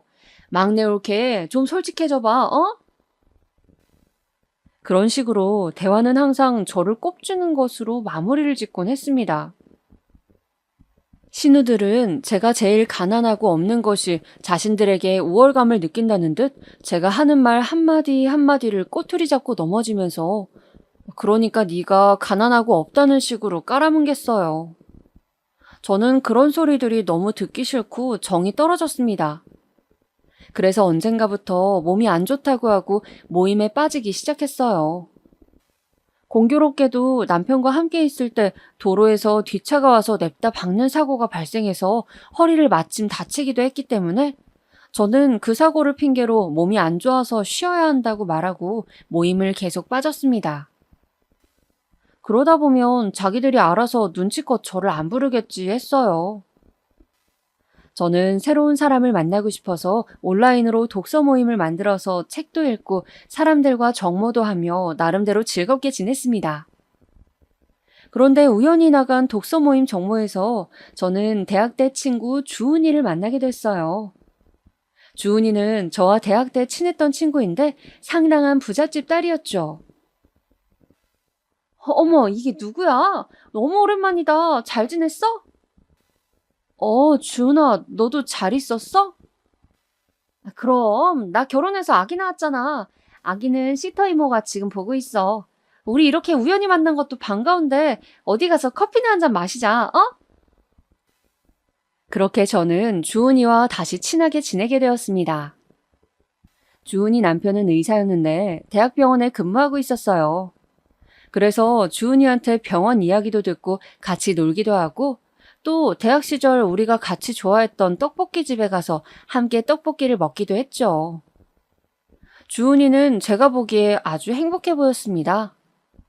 제가 신우들과 손윗동서 때문에 스트레스 받은 이야기를 했더니 주은이는 저에게 그런 브랜드 같은 거 아무것도 아니라며 너는 여전히 호텔집 딸내미가 이렇게 소박해서 어떻게 하냐고 웃는 것이었어요. 호텔집 딸? 아뿔싸. 대학 때 도는 소문을 그냥 부정하지 않고 놔둔 덕분에 주은이는 아직도 우리 집이 호텔을 하는 것으로 알고 있는 거였습니다. 저는 이제라도 솔직하게 아니라고 말해야 된다는 생각이 들었지만 차마 말을 할 수가 없었어요. 주은이가 알게 되면 실망할 것 같기도 하고 내가 호텔집 딸이라고 그렇게 이야기해서 누구한테 피해를 준 것도 없는데 그냥 이대로 주은이 앞에서만큼은 부잣집 딸인 양 살면 안 되나 싶기도 했습니다. 주은이는 저에게 함께하고 싶은 것이 많다며 일주일에 한 번씩 만나 같이 쇼핑도 하고 맛있는 것도 먹으면서 대학 때처럼 친하게 지내자고 했어요. 저도 착하고 해맑은 주은이가 싫지 않았죠. 같은 부잣집 딸이어도 매일 얄밉게 자랑만 해대는 손윗동서 같은 사람을 보다가 착하고 해맑은 주은이를 보니 기분이 좋아지는 것 같았습니다. 그렇게 주은이와 어울리며 저는 명색이 호텔집 딸이다 보니 씀씀이가 커져갔습니다. 남편이 주는 생활비로는 주은이와 호텔 커피숍에 가거나 우정기념으로 함께 사는 가방 등의 돈 등을 다 메꿀 수가 없었어요. 저는 간단한 인터넷 아르바이트를 하면서 카드 빚을 내기 시작했습니다. 도저히 이제 와서 주은이에게 내가 형편이 안 좋다고 말할 수도 없었고 호텔집 딸이 아니라고 우리 집은 그냥 부모님이 시골서 농사 지으시는 그 집 하나가 재산이 전부라고 말할 수가 없었습니다. 주은이가 저를 이상한 사람으로 보거나 상처받을 것이 두려웠어요. 그렇게 저의 울며 겨자 먹기식 부잣집 딸 노릇은 계속 갔습니다. 저만의 연극 같은 것이었죠. 하다 보니 정말 대학 때처럼 제가 진짜 그런 집 딸이 된 것만 같은 기분이 느껴지고 으쓱하기도 했습니다. 그런 기분을 느끼고 집에 돌아와 화장실 거울 앞에 서면 저는 항상 진짜 내가 그런 집 딸이라면 얼마나 좋을까 하는 상상을 하곤 했습니다. 주은이는 가끔 옷장 정리를 한다고 하면서 잔뜩 사들인 명품 구두나 가디건 그리고 가방들을 저한테 주었습니다. 자신은 유행이 지나면 안 쓴다고요. 또 쓰다가 질리면 다른 걸로 사야 하니까 빨리빨리 치우는 것이 좋다고도 했죠. 저는 주은이가 호의로 주는 것을 알기에 그런 것들을 가져와 쓰기 시작했습니다. 약간 유행이 지난 명품들이었지만 그래도 제가 쓰기에는 부족함이 없었죠. 좋은 옷들은 확실히 만졌을 때 감촉이 다르고 여름에는 시원하고 겨울에는 따뜻했습니다. 저는 고급 옷에 눈을 뜨게 되었고 고급 신발을 알게 되자 이제 눈에 안 차는 물건을 살 수가 없게 되었죠.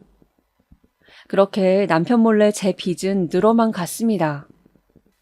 이제는 겨울에 캐시미어를 써야 했고 버버리 스카프를 둘러야 했으며 구두는 무조건 가죽으로 사야 했습니다. 울코트도 값비싼 것을 찾아 입어야 했고 패딩 역시 고급 충전재를 넣은 제품이 따뜻하고 가볍다는 것을 알게 되었죠. 손윗동서가 아기를 낳아 돌잔치를 하던 날 저는 허리가 아프다고 모임을 안 나간 지 거의 6개월 만에 신우들과 동서를 만나게 되었습니다.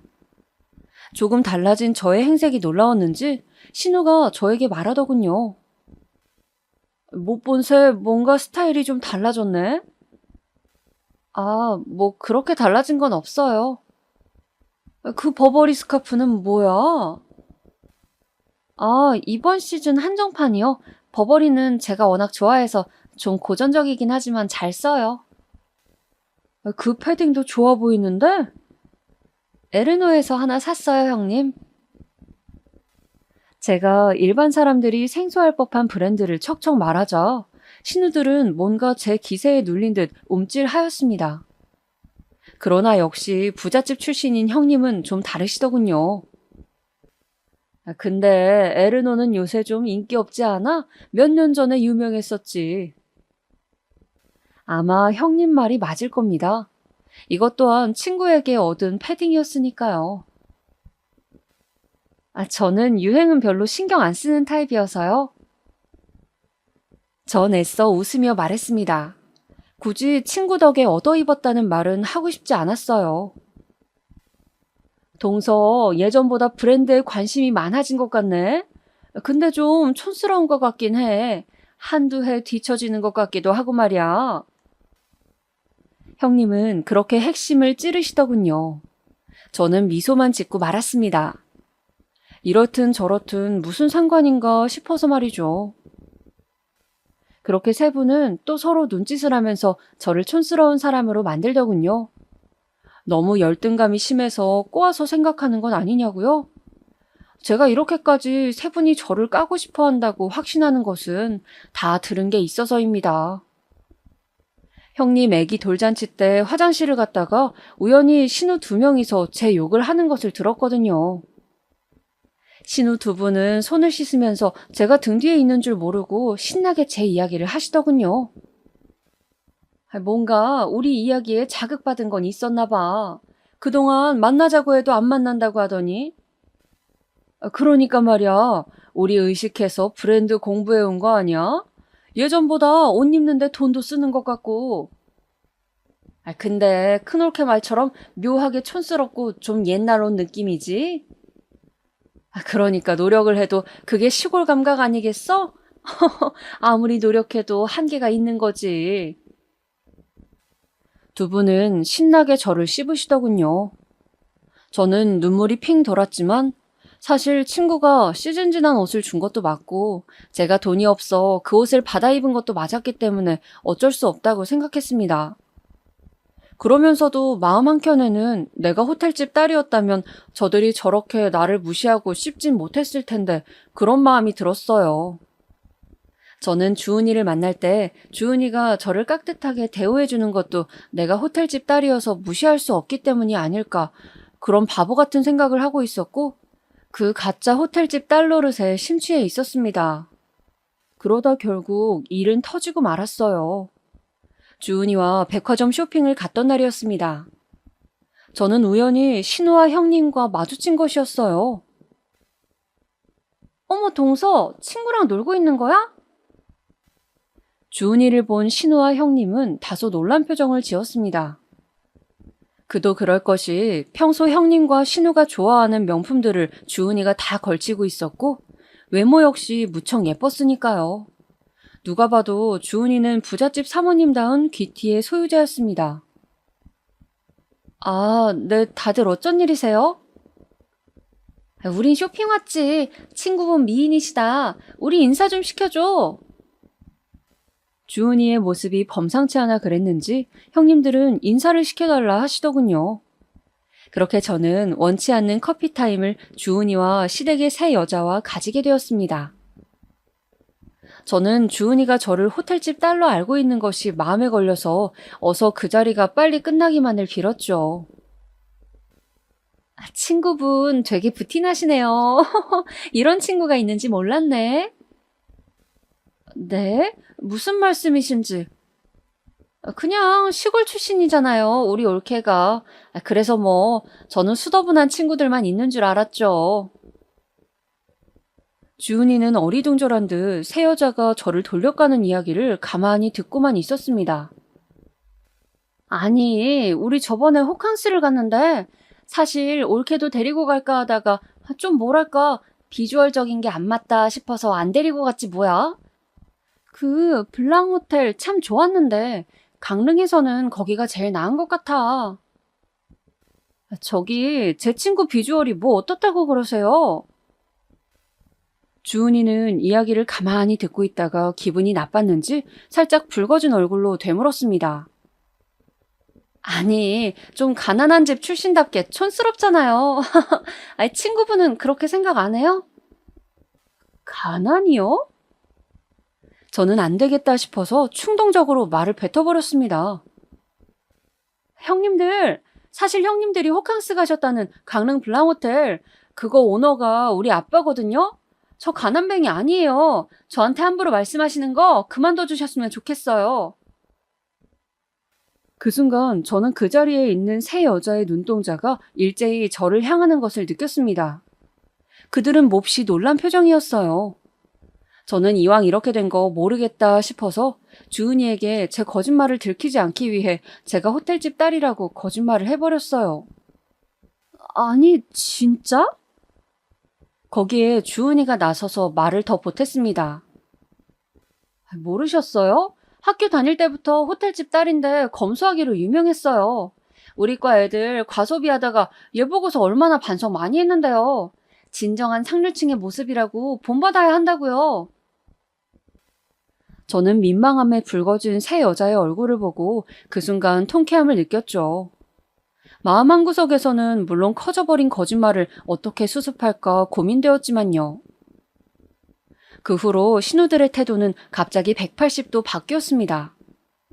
신우들은 그날 저녁 개인적으로 두 사람 다 저에게 연락을 해서 그동안 몰라봐서 미안했다느니 그렇게 유복한 친정이 있는데 지금까지 왜 티를 안 냈냐는 둥 우리 남동생이 대박이 났다면서 대놓고 저를 칭찬하기에 바빴어요. 주은이까지 알고 있는 사실이라고 하니까 추호도 의심하지 않는 것 같았습니다. 그리고 그새 남동생인 남편에게까지 말해버린 모양이었어요. 남편은 의아한 표정으로 집에 돌아와 저에게 묻더군요. 당신 진짜야? 강릉에 있는 호텔이 장인어른 거라고? 아버지가 밝히기 싫어하셔서 내가 그냥 말 안 하고 있었어. 나 물려주시지 않고 사회에 환원한다고 해서 미안해요, 여보. 그래도 그렇지. 어떻게 그런 이야기를 나한테 안 할 수가 있어. 서운한데? 뭐 돈이 없는 것보다 있는 게 좋은 거 아닌가요? 부모님이 결혼할 때 말 안 하기를 원하셔가지고 혹시 친정 가더라도 모른 척 해줘요. 알았죠? 저는 전문 경영인한테 맡겨서 경영은 완전히 손을 뗐으며 어차피 사회에 환원할 예정이라고 둘러댔습니다. 등에서는 식은땀이 나고 있었죠.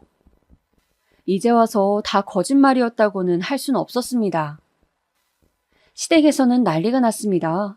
공짜로 호텔에 묵어보겠다고 저를 통해서 예약을 잡아달라고 하는 통에 저는 이미 가지고 있던 빚에 또 빚을 내어서 숙박을 잡아드리고 계속 사태를 수습하지 못해 빚이 커져만 갔습니다.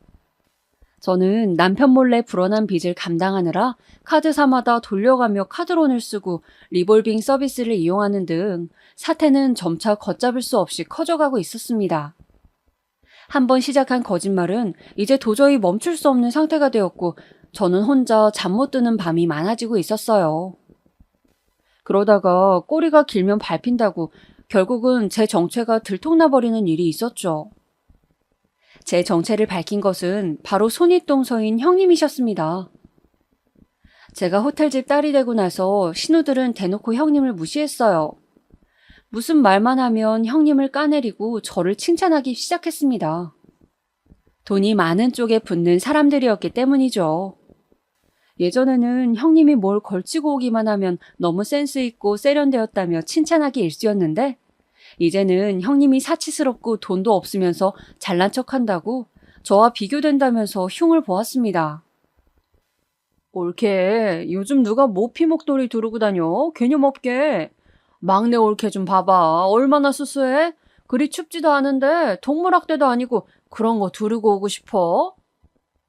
언니, 이거 언니가 전에 너무 예쁘다고 했던 세이블인데. 그때는 내가 진짜 부자들의 세계를 몰라서 그랬던 거고 막내 올케를 보니까 내가 이제 알겠어. 진정한 품격이 뭔지 말이야.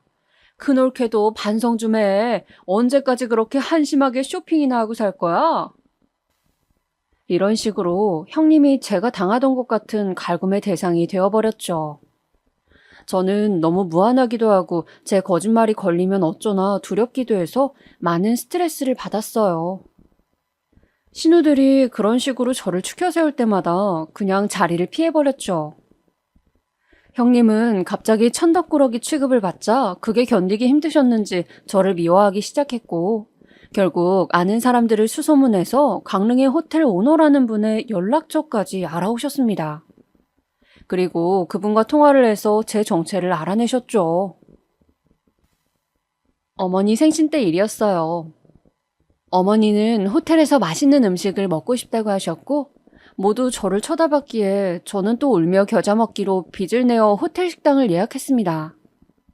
형님이 추천하고 싶은 호텔이 있다고 하셔서 거기 중식당으로 룸을 잡았죠.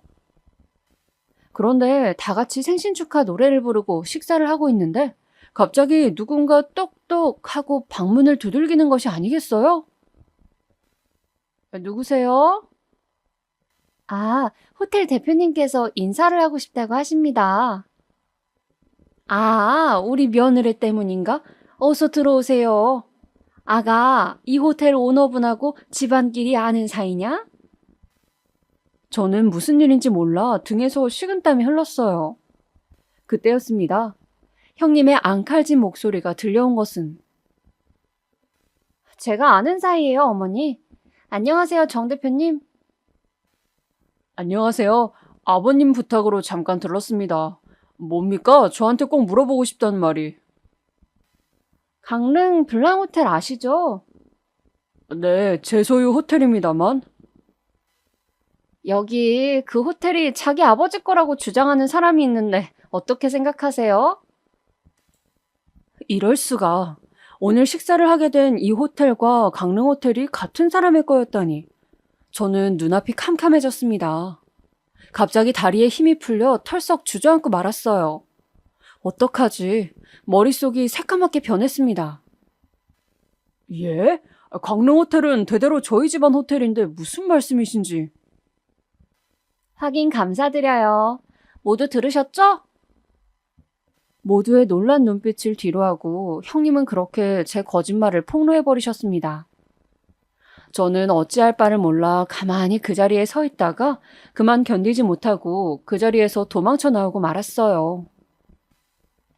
남편이 저를 부르는 소리가 들렸지만 저는 대답을 할 수가 없었습니다. 쥐구멍이라도 있다면 숨어버리고 싶었죠. 그 길로 저는 친정에도 가지 못하고 아무데도 가지 못한 채로 시내의 허름한 모텔에 일주일을 숙박했습니다. 그러다가 작은 바닷가 마을의 여관으로 장소를 옮겼어요. 차마 연락을 아무에게도 할 수가 없었습니다. 친정에도 이미 제가 한 짓을 들으셨을 것 같아서 연락할 수가 없었죠. 그렇게 한 달을 폰을 꺼놓고 그냥 카드로 먹을 것만 사러 나가고 하염없이 바다를 바라보며 시간을 보내고 나니 폰을 확인할 용기가 생겼습니다. 폰에는 남편, 시댁 어르신들, 신우들, 형님, 그리고 친정 부모님까지 많은 사람의 연락이 와 있었는데 결국 남편은 길길이 날뛰면서 저를 사기죄로 고소하겠다고 화를 냈고 신우 역시 입에 담지 못할 욕을 적어두었더라고요. 시어른들 역시 저를 괘씸해하시고 계셨습니다. 남편은 이혼을 하자고 이혼 서류를 당장 보낼 테니 주소를 보내라고 했어요. 저는 남편에게 친정 주소로 서류를 보내라고만 대답을 했죠. 그리고 그냥 이대로 죽어버릴까 생각을 하며 바닷가에 하염없이 앉아 있었습니다. 그때 친정엄마에게서 문자가 하나 왔어요. 정연아, 혼자 서울 가서 잘 사는 아이들 틈에 오죽 고생이 많았니? 네가 왜 그랬는지 이제 좀 알 것 같다. 정연아, 엄마가 미안해. 제발 살아있다면 연락 좀 해다오. 누구나 실수는 할 수 있는 거야. 제발 엄마한테 연락 좀 해주지 않을래? 사랑한다. 눈물이 소리도 없이 뺨을 타고 줄줄 흘러내렸습니다. 이렇게 바보 같은 짓을 해버린 나를 엄마는 사랑한다고 합니다. 엄마, 아빠가 너무 보고 싶고 제 자신이 너무 부끄러웠어요. 바보 같은 나. 결국 열등감을 이기지 못하고 거짓말로 결혼 생활을 엉망으로 만들고 이혼까지 하게 돼버린 내 신세. 그래도 엄마가 나를 사랑한다는 그 말이 저에게는 아주 간절한 동아줄처럼 느껴졌습니다. 그래, 죽지는 말자. 그래, 꼭 추스르고 살아남아 엄마를 보러 가자. 엄마가 끓여주시던 된장찌개 한 그릇 먹고 훌훌 털고 다시 살아보자. 저는 그렇게 그 지옥 같은 시간을 파도에 흘려보냈습니다. 그리고 남편과는 이혼을 했습니다. 제가 잘못한 부분이 컸기에 그저 아무 말도 하지 않고 저는 순순히 이혼할 수밖에 없었죠. 한 달간 쉬었던 바닷가 마을에 정착을 하고 친정 부모님께 연락을 드리고 그렇게 저는 혼자만의 삶에 적응을 해나갔습니다. 아직 부모님을 보러 가지도 못했습니다. 좀 더 저 자신을 용서할 수 있게 되면 그때 부모님 얼굴을 찾아뵈야 하지 않을까 그런 생각인데 이것도 사실 잘 모르겠어요. 바닷가 생활은 제법 적응이 되어서 이제 동네 행사에 가서 막걸리를 한 잔씩 얻어 마시기도 하고 또 친한 언니들이 생겨 언니들이 남편 욕, 시댁 욕하는 것을 들으며 위로를 해주기도 합니다. 비록 아직은 제가 왜 이혼까지 하게 되었는지 말하지 못했지만요. 주은이에게도 그동안 미안했다고 솔직하게 제 이야기를 밝혔습니다. 주은이는 울면서 미안하다고 그냥 진작에 이야기했어도 됐는데 언제든 얼굴 편하게 봤으면 좋겠다고 오랫동안 자신을 속인 저를 용서해주더군요. 그런 거짓말을 하기까지 많이 힘들었을 것 같다며 천사 같은 내 친구는 저를 이해하려고 애를 써주었습니다. 그동안 제 거짓말들로 인해 쌓인 빚들은 이자가 붙어 점점 더 커져가고 있었기 때문에 저는 이제라도 인정할 것은 하고 그걸 바로잡고자 파산 신청을 했습니다. 그리고 일부 남은 돈 문제를 해결하면서 이 바닷가 마을에서 여러 소일거리를 하며 그럭저럭 먹고 살고 있습니다. 마을에는 젊은 여자의 손이 필요한 일들이 제법 있어 저는 어딜 가나 환영을 받습니다. 어떤 날은 생선을 손질하기도 하고 또 어떤 날은 음식 준비를 돕기도 합니다. 일당으로 돈을 받고 가끔은 그냥 일을 해주기도 하죠. 그렇게 동네 사람들과 어울리면서 수다를 떨다가 보면 어느새 제 삶에 대한 생각은 잊혀지고 그저 하루를 살아내게 되더라고요. 가끔 혼자 있는 시간에 앞으로 어떻게 살 것인가를 생각하기도 합니다. 미래를 생각하면 마치 안개 낀 바다 위를 보는 것처럼 이제 아무것도 알 수 없는 지경이 되어버렸는데 이제 새로운 사람을 만나 꼭 결혼을 하고 싶다거나 앞으로 뭘 하며 인생을 살아야 할지 그런 생각은 하지 않습니다. 사실 모르겠어요. 단지 지금 당장 제가 할 수 있는 일과 해야만 하는 일을 할 뿐입니다.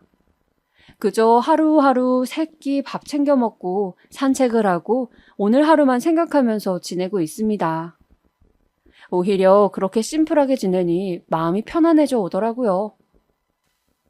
어쩌면 모두가 저의 잘못을 받아들이고 누구는 용서하고 누구는 용서하지 못한다고 결론을 내릴 동안 정작 저 자신은 아직도 아무런 결론을 내리지 못하고 미적거리고 있는지 모르겠습니다.